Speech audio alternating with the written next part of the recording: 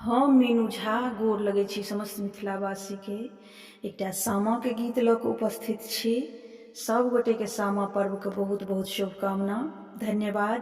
जय मिथिला, जय मैथिली। बाबू के जमैया हो भैया चोर के छियै सरदार।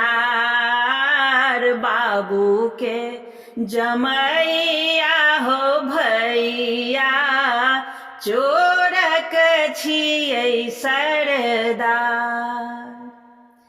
डलबा चोरा लेलकै हो भैया चोरा लेलक चकबा चोहार।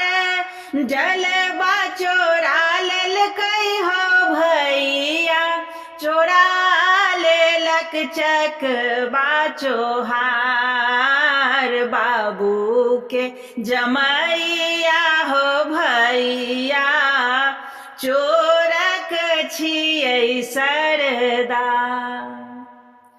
जूने कानो जूने खिजू है बहिनो भैया तोहर छ थानेदार।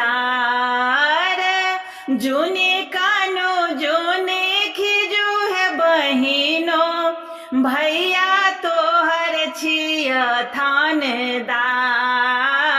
उल्टा बान्हबै हे बहिनो जुर्माना लेबै हजार। उल्टा बान्हबै हे बहिनो जुर्माना लेबै हजार। काशी जूने बान्ही हक हो भैया बहिनैया तोहर मोर दिलदार।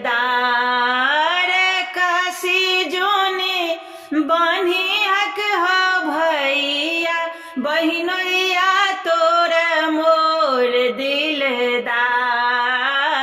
बाबू के जमैया हो भैया हमरो छियै पहरेदार।